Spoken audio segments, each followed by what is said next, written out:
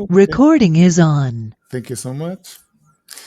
Yes. So we are talking about the attachment. That's the main problem. Yes. It's like a drug. And as I confirm it, because 25 years ago, I suffered from that attachment from the relationship. She was like a drug for me, and I confirmed it. Mm. So what I've learned, Mhm. I've learned that we have to practice detachment. And so the spiritual path I'm taking now is a technique that I don't know if you know a technique called created by two American psychologists called A Course in Miracles. I don't know if you heard about. It's a No, I've technique. never. It's a technique created in 1976, if I'm wrong. Mm. That it practices the detachment of the ego about this world. Is something like similar like Zen Buddhism. Okay, traditional Zen Buddhism Okay. in China. So we practice detachment. Of course, this world is not an illusion, but we tell ourselves, okay, it's an illusion. I'm not from this world, and I practice detachment, and we start to let it go, and start centering on your hearts and not your desires. Okay, so there is a difference between your heart and your physical desires. That's the main Mm. difference, and we must focus on your heart desires is completely different from physical desires or ego desires. So the technique is to focus on the heart, what really you want from the bottom of your heart. And when Uh-huh. you are centered on that, everything flows. You are not attachment. You can love a person, you can really love a person, but you not attach them. And I start feeling that I can love somebody, someone else, and I'm not attached. That's the beautiful thing. I can really love, but not attach. It's possible. I can confirm it's possible. It's a long training. It's a process of training, mental training, self affirmations training, every day training like go to the gymnasium, going to do Yeah. bicycles or something like that, or jogging. It's like a training. You're training your mind. Yes, we're training our ego. We're training to calm down our ego, our desires from the physical mind, from the body, from our body, and start to go to the heart. Do I really want Yeah. to stay with this person? Do I really love this person, or is just physical desires? And Right. when you go to the very deep questions, that's when the Right. answers come in, and Uh-huh. and we have self knowledge, self awareness Yeah. of, yes, I really love this person, or no, this person is just like a game for me. It's just like a drug, or like attachment. Do you agree with that? Yeah. Yeah. Well, let me reflect back what I heard. This is very interesting. So I hear that you practice this Course. practice Hmm. where you differentiate between your heart's desire and physical desire, more like a lust, like physically attracted to that person, right? Exactly. Yeah. So when you realize you love that person, you practice how to love someone without trying to possess them. Exactly. Yeah, like hold on to it. Um, Well, it's really interesting and tricky because the attachment concept in psychology is very different from the attachment concept in the spiritual world. Okay. So people tend to use them intermittently, like that causes a lot of confusion, right? So I will avoid using that term because you can't, they mean different things, right? So I hear that when you are lusting over someone, you just wanted to take them. It's like they are a thing, they're an object, right? Which is different from when you love someone, you actually let them be. You let them be happy, give them what they want in life. Well, in the same time, you attend to yourself because you love yourself too. You're not going to give them everything that detriment to you, that you don't have anything anymore, right? So it is in some way a balance.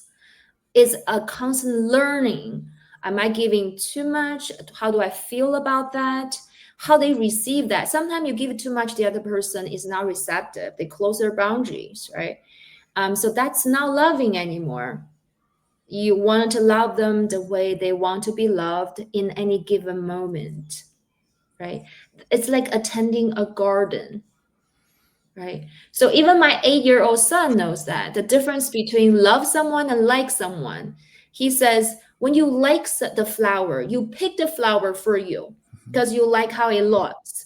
When you love the flower, you leave it be, you water it, you let it grow, you let it blossom. That's the difference, right? So I have very similar experience with that. For me, it was a natural process. I start to love people. I love a lot of people. I love my clients, and I love the people in my life when I see them for who they are. It doesn't take a lot for me to love someone, but I don't always let myself attach to them. It takes a lot for me to decide I'm going to be attached to that person. And that's a conscious decision I make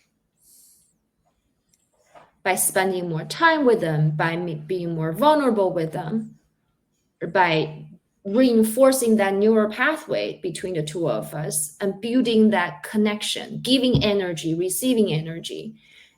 And it's a choice people make and needs to have agreement from both people, not just we agree to be together, but more in what way we want to build that. Do we live together? Do we only just go dancing, for example? And that's different level of attachment, right? And you make a choice. And what I want to point out might be different from a lot of spiritual practice is don't skip the emotions when your attachment needs are not met. Say if I'm attached to this person, if I live with them and I want them to be home for dinner at this time and they can't do it, I will feel sad and maybe disappointed, maybe hurt. And it's okay to have all those emotions. Don't skip it. It's okay It's to be very much. jealousy. It's okay to be jealousy, very jealousy. Oh, yeah, jealousy is also part of it. Jealousy is you want something the other half. That's jealousy. Jealousy, I want something that you have. For example, if I'm jealous of a woman that's with some man that I'm with, there's something I like about that person. They have, I don't have. Or they get to spend time with my male partner that I wish I could have that. So you get in touch with the deep desires. Again, like I said, the trick is to go back to yourself. How am I feeling? What do I really want? And you can express your desire to the other person. You may not get what you want. And that's part of life too. And that's okay. But are you skipping that step so you don't feel that pain? You don't feel that loss? You don't feel that jealousy? No, that's part of life. We're all feeling. We feel joy and we feel sadness. Without the sadness, you don't know what joy is, right? So without the darkness, you don't know the light. To live in this life is to embrace all of it, the down and the up, right? The intense attraction and the separation. That's what makes it beautiful. No, it's perfect. It's perfect because it's very complicated. Because some person that I know think like you.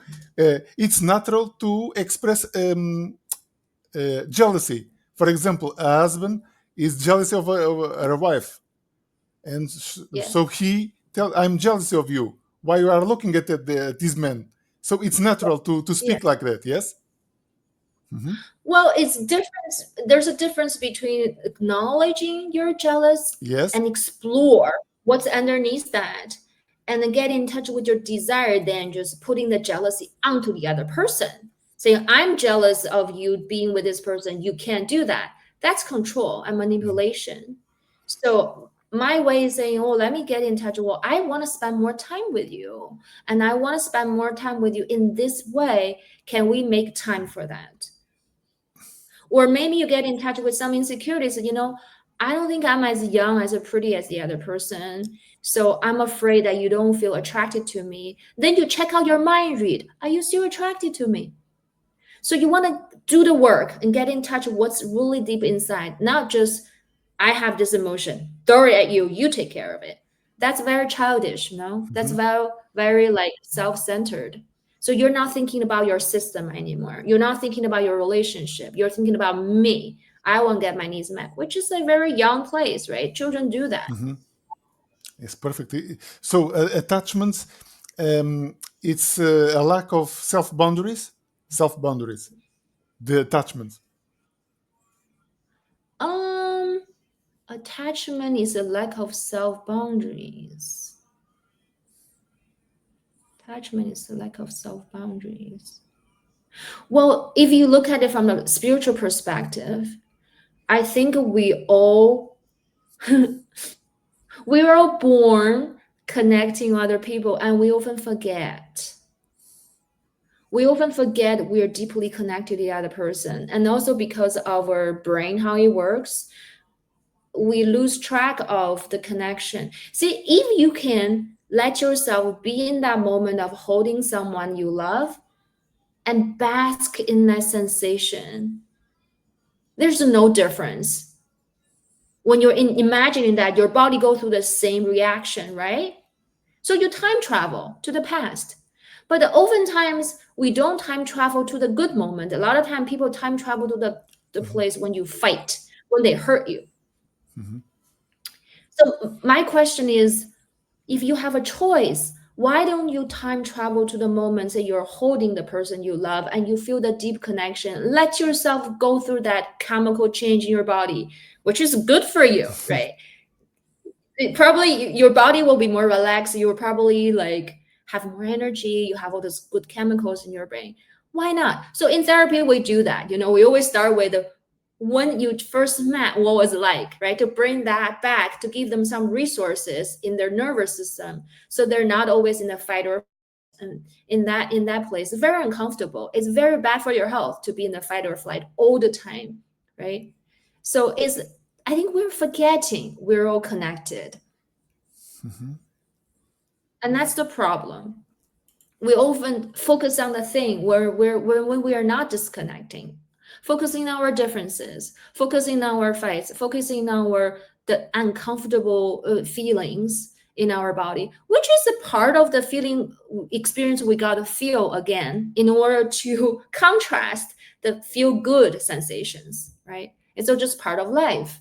But we avoid that, and we tend to gravitate towards a feel-good sensation, which is just human, very natural, right? It's like the spiritual path. We feel the bad things, but our path is to the light. It's to the light. It's to the feel good. Yes, likely. Yeah. Well, yeah, you can say it that way, that the feel good, feel bad, and the light and darkness, they're just the same thing. Anyway, right? It's just like our globe. There's always part of it's in the dark. There's part of it in the light, and that's just one thing. And we're just that one thing. And we have both experiences. That's what make our life so rich. That's what make who we are. Everybody's like that. Just, from the tree to the bird to us, there's really no difference. There's really no difference. So you agree that with this time of social media, it's impossible to be 100% happy. Okay? Okay. You know what I'm trying to mean. Try to say there are in this time of internet and social media, they bring the idea that there are couples with no problems forever, with no problems every day, every time, no problem.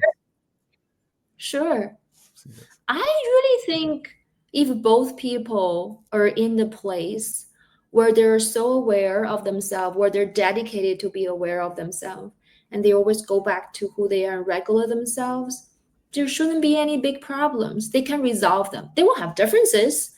They can talk about them calmly, and if they had a moment of release, they can come back to repair. There's really not big problems. Okay. So And I think it's actually the way it's supposed to be. so just one last question. So you think that the spiritual knowledge it's important for the couple? Both of them have some kind of spiritual knowledge, spiritual I self. don't I I don't think that's necessary. I think every couple operate differently, right? Okay. So I see people were spiritual. The hard time is one person is spiritual and awake, the other person is not. You really cannot communicate in that way. You feel like there's a barrier between the two of you. You don't Okay. speak the same language. If both people are not awake and they just happy the way they are, they're some people's relationship more business transactional. I want this, and you negotiate, Okay. and somehow they make it work, right? So it really depends on the couple. It's important for them to identify what's important to them, what's their value. If say two people get together just to maximize their financial resources so they can live a certain lifestyle and they can say travel and eat certain food, they agree that's all they want, and they can be very happy together, right? Okay. So all depends is like a business. All depends of the contract. Okay. Yes. Exactly. It all depends on the contract. And sometimes people are just not compatible to have a business. It's very hard to have a business together. You probably know this. It takes a lot for two people to group together to have a business, have the same goal, work well together. It takes time to build that. Same for relationship. Nobody just meet each other. It's like, oh, we just get it. So you don't believe in love at first sight? Oh, I do. You can have love at first sight. Yes. That's Oh. attraction, though. That's attraction. Attraction is very different from relationship, though. You see, attraction, you don't do anything. It's chemical. It's pure chemical, right? All you need to do, take a look at the other person. Oh, you feel it, right? You do nothing. But relationship, it takes work. Exactly. That's the main difference. That's the main difference. A relationship. Internal work. Most work. Yeah, it's work. It's work. Agree. 100%. Because we're all different. Because Yes. we're all different. And there is always a negotiation. In real-time negotiations, almost. Yeah, it's more about getting in touch with yourself and then bring it out to the other person and connect in that way and take time over and over, get to know each other. So in order for the other person to get to know you, you got to know you first. Of course. That's why I keep saying go back to yourself and regulate yourself. And how do you feel? What do you want? And then express that. It sounds very simple, no? It takes years of work to do that. Exactly. It's actually quite hard. Self-knowledge. Yeah. Yes, self-knowledge is a muscle that we build. If parents don't teach children that, a lot of adults, very successful adults in my therapy practice, do not know what they want because they were never trained to get in touch with themselves. It's all about other people. And that takes years to build that muscle. And they just think, why do I have that? Well, your parents didn't help you with that. Okay. It's just like learning riding a bicycle. You got to practice. Exactly. Practice. Yeah.